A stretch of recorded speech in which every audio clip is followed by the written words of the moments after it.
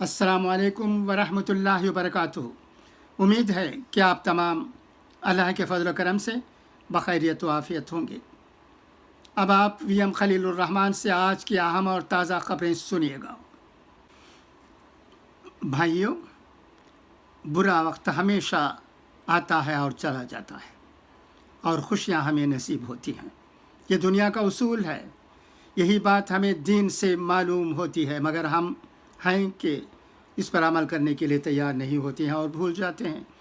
और जब हमें कोई तकलीफ़ होती है तो वावेला मचाते हैं और गलत सलत बातें कहते हैं, जिसकी वजह से और हमें तकलीफ़ होती है। अब आज के अखबार में एक खबर आई है जिसे मैं आपकी जानकारी के लिए पढ़ता हूँ, सुनिएगा। ये बहुत अहम खबर है।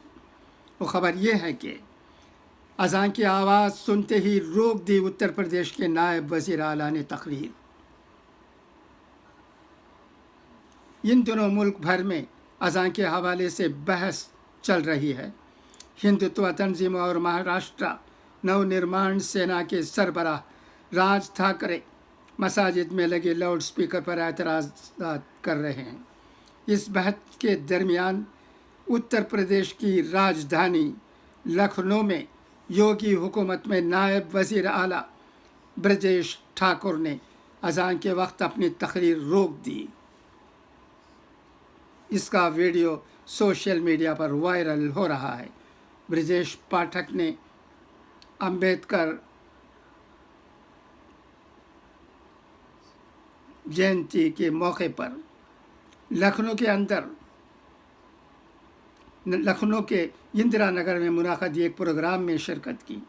वहाँ आम से खिताब कर रहे थे, तभी एक मस्जिद से अज़ान की आवाज़ सुनाई दी, जिस पर उन्होंने अपनी तकरीर रोक दी। अज़ान की आवाज़ बंद होने के बाद ही उन्होंने दोबारा बोलना शुरू किया। लोग इसके लिए ब्रजेश पाठक की तारीफ़ कर रहे हैं। वाज़िह रहे कि नायब वज़ीर आला ब्रजेश पाठक लखनऊ कैंट से बीजेपी के मेंबर असम्बली हैं। ऐसे वक्त में जब मुल्क की मुख्तलिफ़ रियासतों में मसाजिद में माइक पर अज़ान पर रोक लगाने की मांग की जा रही है, ऐसे वक्त में माइक से अज़ान की आवाज़ सुनते ही तकरीर रोकने का वीडियो सोशल मीडिया पर खूब वायरल हो रहा है।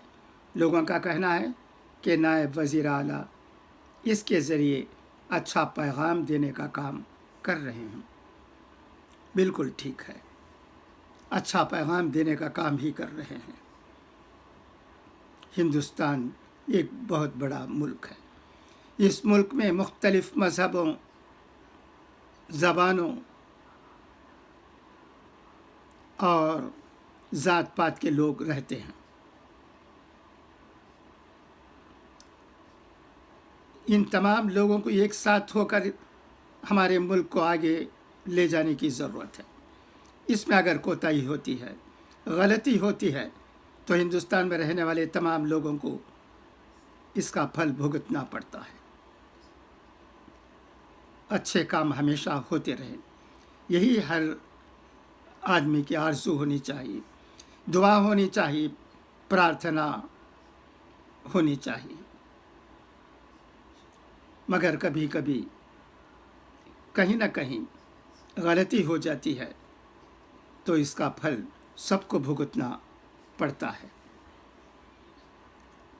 मगर जब सरकार की तरफ से गलतियां होती हैं तो इससे बहुत नुकसान होता है। आज बीजेपी मरकज़ पर हुकूमत कर रही है और कई रियासतों में बीजेपी की हुकूमत है। ऐसे में बीजेपी अगर चाहती है तो हमारे मुल्क में पूरी तरह से अमन अमान पैदा करने की कोशिश कर सकती है। ये काम इंशाअल्लाह होगा भी, क्योंकि हर इंसान के पास अल्लाह होता है। वो किसी को हमेशा गुमराह नहीं रखता। इंसान में तब्दीली पैदा होती है। अब अगर हिंदुस्तान की محبت کسی کے دل میں ہے، پریم ہے، دیش بھکتی وہ کہتے ہیں وہ ہے، تو فرقہ پرست ضرور سدھر جائیں گے اور ان کی نیت بدلے گی، اور وہ ہندوستان کو آگے لے جانے کے لیے جو اچھے کام کرنے کی ضرورت ہے وہ کام ضرور کریں گے۔ اس پر ہمیں یقین ہونا چاہیے۔ کبھی تشدد کا جواب تشدد نہیں ہو سکتا۔ کرنے دو، کب تک کریں گے؟ ایسا نہیں ہو سکتا، مگر حکومت کی ذمہ داری ہوتی ہے کہ وہ تمام لوگوں کو ایک ساتھ لے جانے کی حتی الامکان کوشش کرے۔ یہ کام ضرور ہونا چاہیے، انشاءاللہ ہوگا۔ ہمیں صبر سے کام لینے کی ضرورت ہے، صبر کا پھل میٹھا ہوتا ہے۔ اسعدی نے کہا کہ حجاب یا ہیڈ اسکارف پر پابندی سے بہت سی طالبات متاثر ہوں گی جو اس ماہ کے آخر میں ہونے والے پری یونیورسٹی امتحانات میں شرکت کرنا چاہتی ہیں۔ سی ایم بمبئی کو ٹیگ کرتے ہوئے عالیہ اسعدی نے ٹویٹ کیا کہ آپ کے پاس اب بھی ہمارے مستقبل کو برباد ہونے سے بچانے کا موقع ہے۔ آپ ہمیں حجاب پہن کر امتحان دینے کی اجازت دینے کا فیصلہ کر سکتے ہیں۔ براہ کرم اس کو مد نظر رکھیں۔ ہم اس ملک کا مستقبل ہیں۔ عالیہ اسعدی ان عرضی گزاروں میں سے ایک ہیں جنہوں نے ریاست میں حجاب پر پابندی کے خلاف عدالت سے رجوع کیا ہے۔ اب آئیے اقوال زرین سنیں۔ جو حرام کو ترک کرے گا دوزخ اس پر ترک ہوگی۔ تم پانی جیسے بنو جو اپنا راستہ خود بنا لیتا ہے، پتھر جیسے مت بنو جو دوسروں کا راستہ بھی روک لیتا ہے۔ انسان کا زوال اس وقت شروع ہوتا ہے جب وہ اپنے مخلص لوگوں کے ساتھ منافقت شروع کرتا ہے۔